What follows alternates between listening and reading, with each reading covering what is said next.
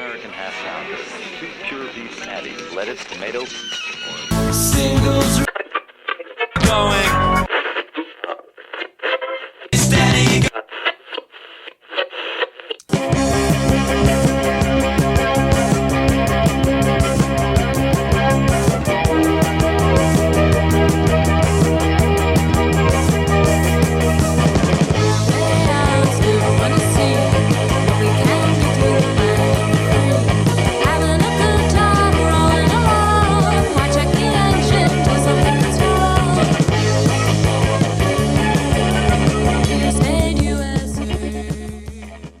This is Singles Going Steady, the podcast dedicated to exploring great singles with a particular eye to the punk, new wave, Icelandic, and DIY eras of the last century.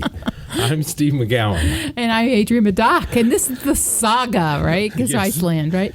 The saga of the beef people. Jarl saga. Who's us. That's us. And we released a single in 1986 on our own label, Zub Records. And we're also record collectors and passionate especially about the expression of pop music perfection, that is, the single recording. Exploring the mystery of what makes for a great single is what propelled us to begin this here podcast. And we're up to episode number 069. 069. Please, no snickering. This is a family podcast.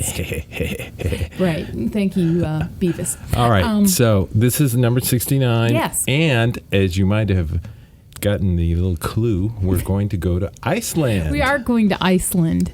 And, Iceland's leading export, which would be Bjork via The Sugar Cubes. the Sugar Cubes, the band that brought us Bjork. Yes. And we're going to talk about their very first single. It's called Birthday. It was recorded in 1987 and released in the United Kingdom in 1987. It didn't make it to the U.S. until 1988. It was on an indie label in the UK called One Little Indian. And by the time it made it to the United States, in 1988, it was on Elektra. And the Sugar Cubes really answer the musical question. What would Joy Division sound like if Yoko Ono were their lead singer? Yes. And they took a lot of those interesting avant elements. Yeah. I hear a little bit of maybe a lot of those 4AD type bands like Right. Cocteau Twins. Joy Division definitely wasn't a 4AD band, but definitely RT in the music. Yeah, and not art rock in the sense of that being No. a genre, but Right. but rock with heavy artistic influences. This is like a thinking. Yes. There's a lot going on. This is sort of an impressionist work. Yeah, it's right? like a deconstructed post-punk. Yeah. And Absolutely. it's all about Bjork too. I mean, she is the star. There's no doubt about it. Her voice is. And I remember when I first heard this whole thing was so implausible. It's here's this. What is this? And, Yes. and as we were listening to today, I was thinking about there are elements of sort of the traditional world music type sort of threads in there, but it's really other world music. For us anyway. And maybe it's normal in Iceland. Who knows? Exactly, but right. I've never It's been there. Just another Icelandic band. Yeah. But here's something that the story was so implausible. It was fantastic in the sense of mythological. Yes. They're from Iceland, and here's this disembodied yowl of a voice. Yes, that's primal all over the ranges from low to high. And crazy muted bass, guttural. Yeah, and I'm sliding musical figures and weird muted horn sounds. And it sounds cold. It sounds like, Iceland, that seemed too pat because it seemed like, something from, Superman's Fortress of Solitude or something. Something you played before the woolly mammoths came by. Exactly. Or, played by the woolly mammoths. Yes, exactly. So why don't we go ahead and play the single? Oh, yeah. It was, again, from 1987, One Little Indian in the UK. The Icelandic band is Sugar Cubes with Bjork singing, and the song is Birthday.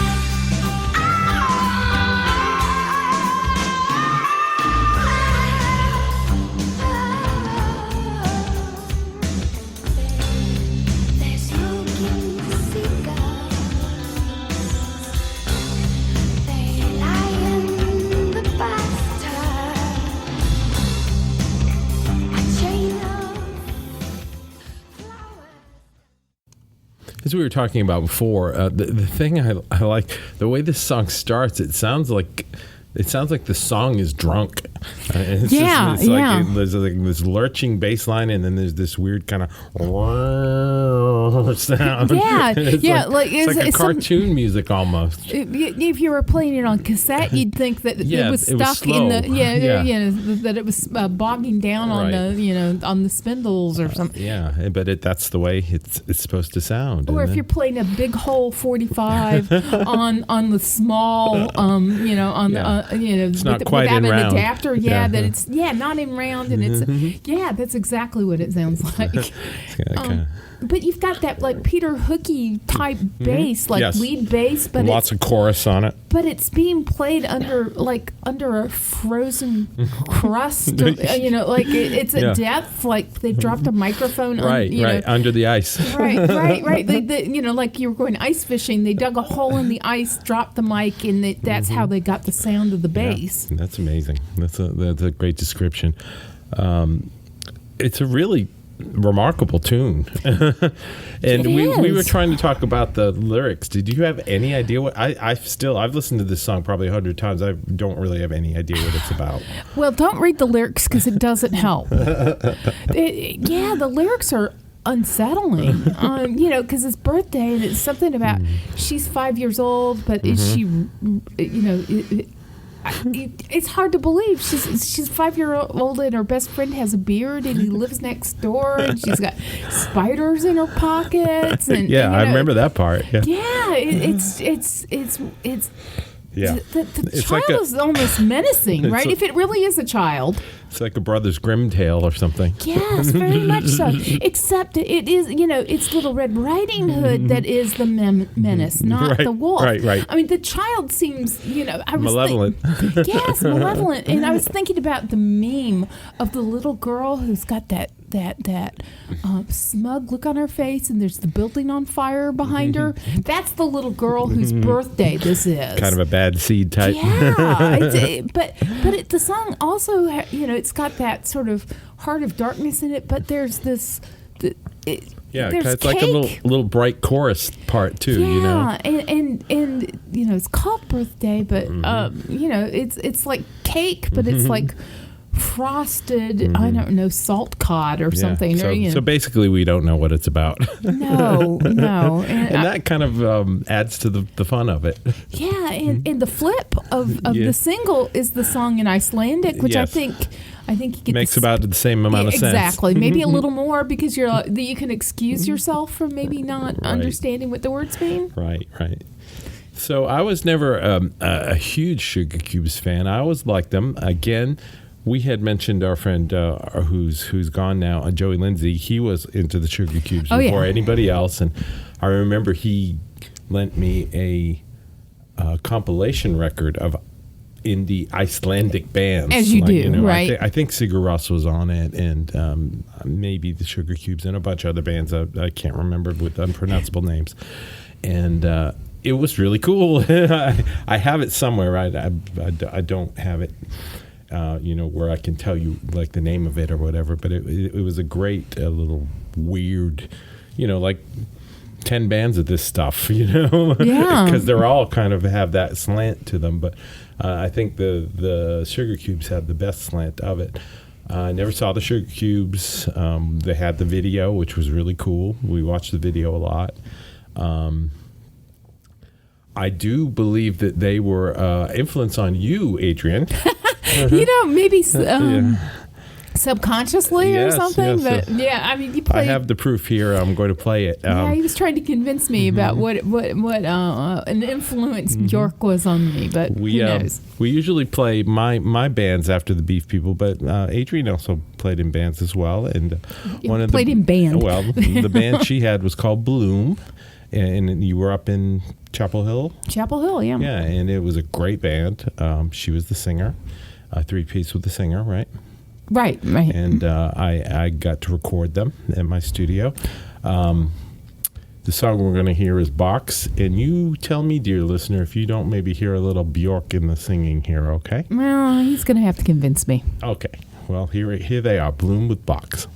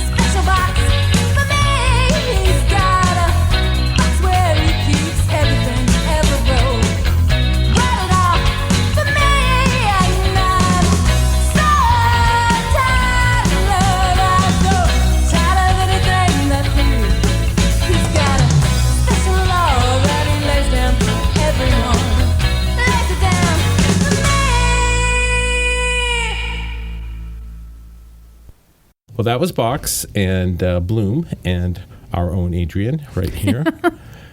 Sounding wonderful, I must say. And I hear it. I hear the Bjorkism. Yeah. I mean, it's not like you're copying her or anything. No, I was just trying to let it all hang out. Yeah, well, I think you did very well. And that's a great little song, by the way. Yeah, I was kind of surprised. You know, I put it in the box for a long time, the Bloom stuff, and it's like, wow, that's kind of fun. One of the reasons I brought it up was because, part of our story is Adrian and I were not in contact for 25 years.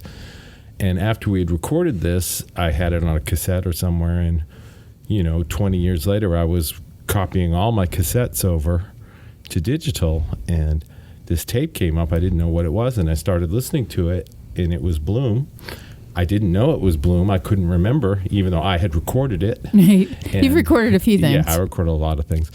And I was like, this is Bjork, isn't it? I swear to you that I thought it was a Bjork record. So, I think you did pretty good there, kid. Well, what do you know?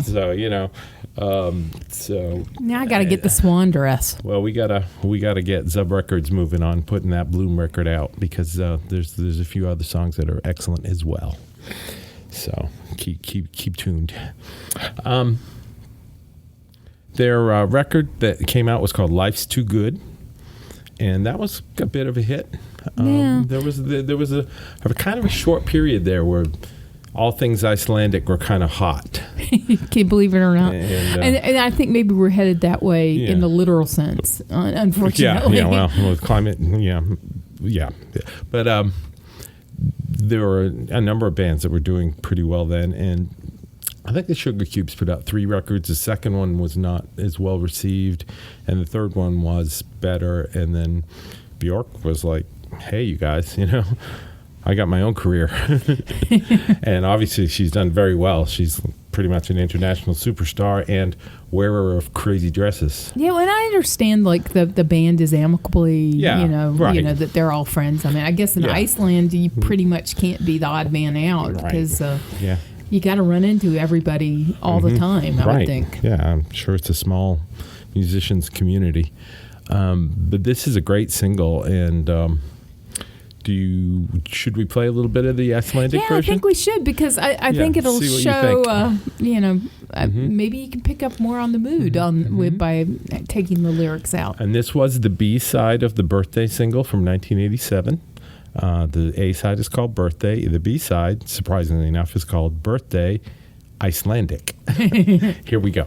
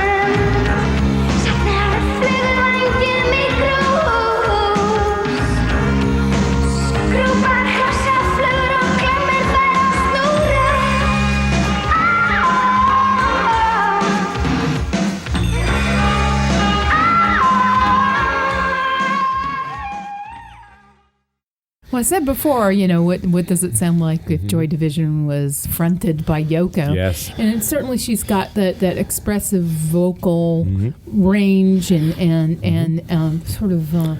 Transcends language a little bit. Yeah. That it's more like emoting than singing words, obviously. Yeah. And there's some of that you get in the B-52s, as we talked about in the B-52 Right. podcast. And Lenny Lovitch did a little bit of that. Yeah. And, that certainly that sort of express yourself through sort of beyond lyrics, Right. but through vocalizing. And you certainly have it here. I don't think she's imitating anyone. No, I mean, she's Bjork. Right. Yeah. So it's not like she's not doing Yeah. Yoko shtick. No. I don't think you have a shtick. I No. think this is sort of Yeah. the id of Bjork Homegrown. released. Yep. Right. Absolutely. So the Sugar Cubes. Can you think of anybody that would cover this song? I thought of two things. You know, Okay. when I was listening to this, I was really reminded of the Sundays. Oh, okay. And I was thinking about Harriet's voice, which Yeah, is very it's so clear, pure and- yeah, it's sort of a less, sort of all over the map version. Right. A more Sort of, controlled. yeah, Right. it's sort of like a straight version. Yes, right. But sung by the Harriet and the Sundays, I think Yeah. Mm-hmm. would be really interesting. But then I was trying to think who could maybe do the vocalization. And of course, you thought of Bette Midler. Oh, well, I was thinking Bette Midler. But I was thinking Adam Lambert. Wow. Yeah. He's just the girl to do it. I think Yeah. you could have a really remarkable version of this by Adam Lambert. Yeah, he's got a great voice. Yeah, it has the range, and I mean, I think if he can sing in Queen, he can. Yeah. He's got the range. Yeah. yeah. So we do. Our rules here are living dead, imaginary, fictional. So having that range, I don't think like obviously there are those connections with Freddie Mercury. Yeah. But I don't think Freddie Mercury was all about control. Yeah. Right. The fact there. I mean, his instrument. He was a master. Right, but it yeah. obeyed him, and I think the feeling with Bjork is Let go. Yeah. the wheels are coming off, right? Right. We don't know where these wheels are going, and I think maybe you could get that carefreeness. Maybe Adam Lambert could reach for some of that. I think that's a good choice. Taking it to the precipice. Yep. Do you have any recommendations? Well, I have a couple of things that I would like to hear cover first. Oh, I'm sorry. Oh, it's all right. I thought mine were so definitive. Well, that, I'm not saying they're not, but I have an idea. Okay, we'll hear I'm it. thinking about 1968 era Paul McCartney singing his version of Birthday and then going into this version of Birthday. Yes. Yes. Oh, you were keeping that powder dry, weren't you? Turn me on, Dead Man. Oh, yeah. And, Okay, you win. And another one, no, I don't. But another one, very much in your vein of Harriet doing it, I would like to hear Chrissie Hynde do it.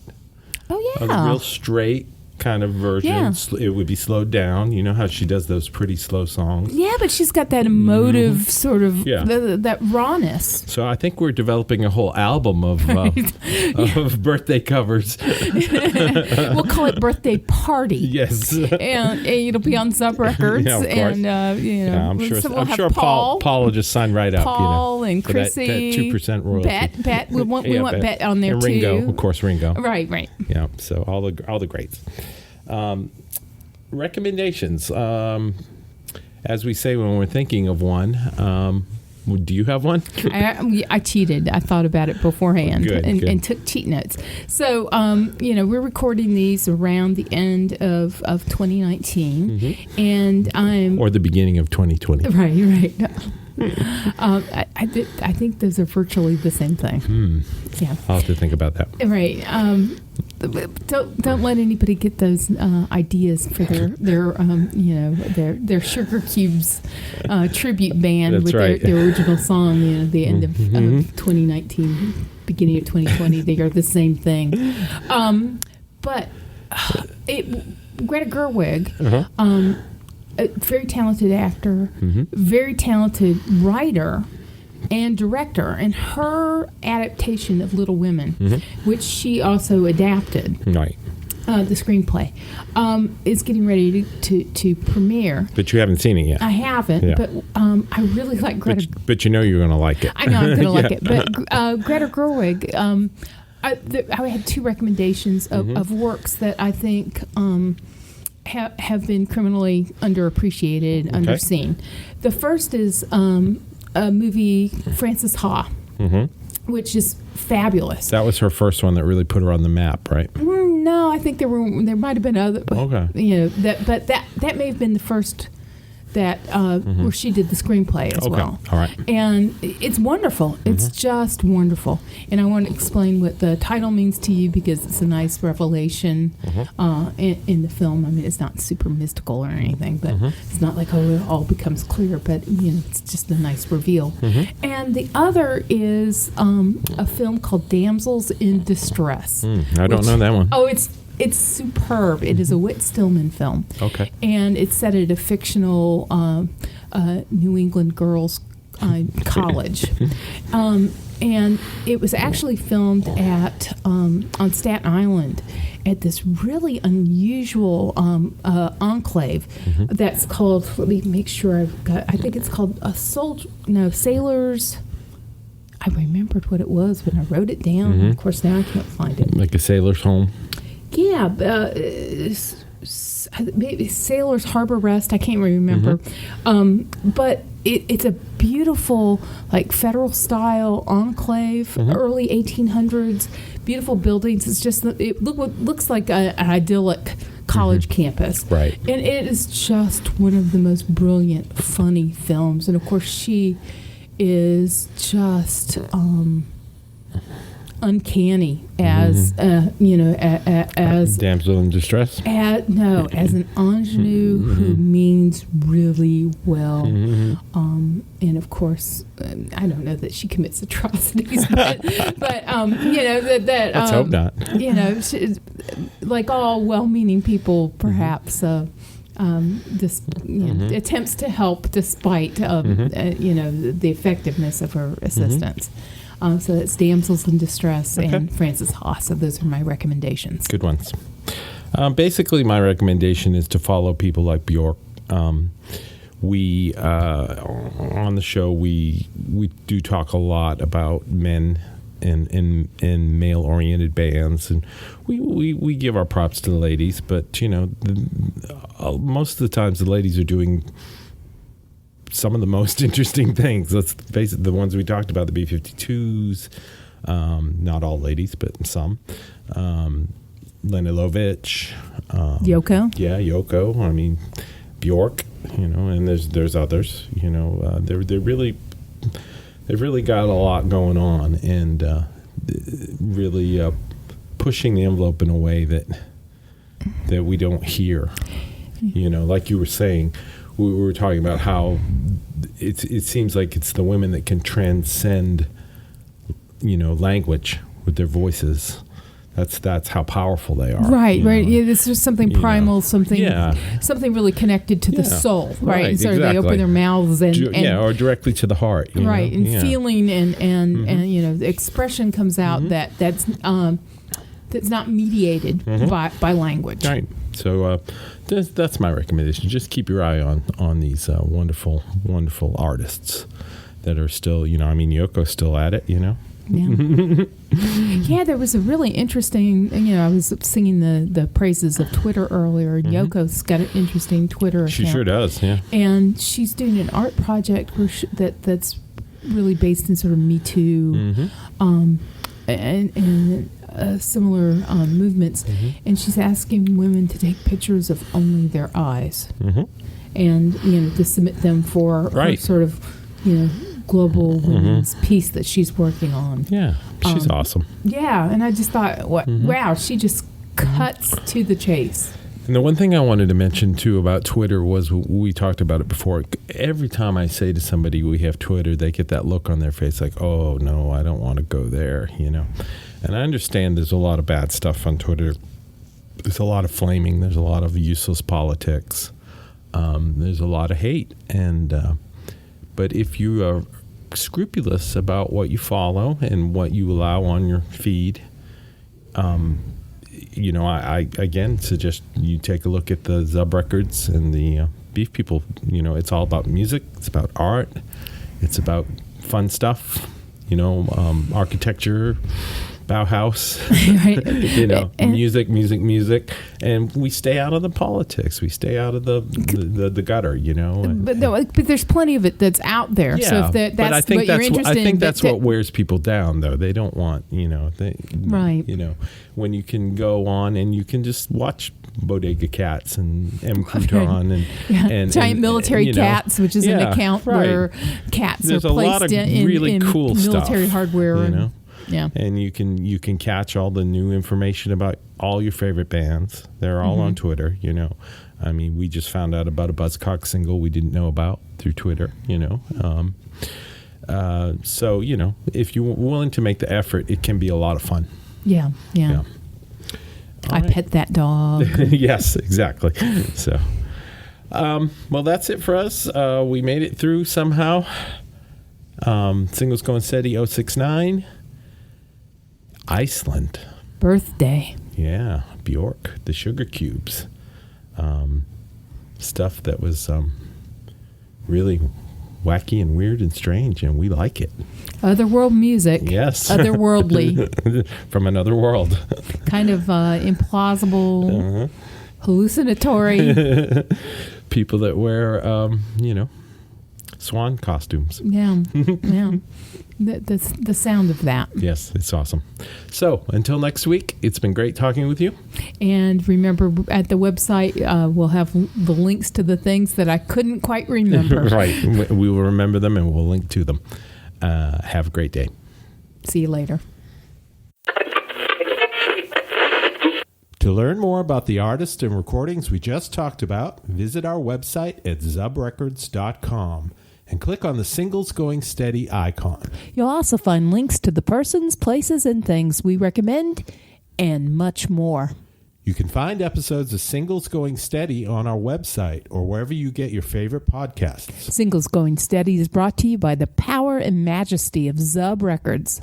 Zub Records. Smart sounds for sharp people.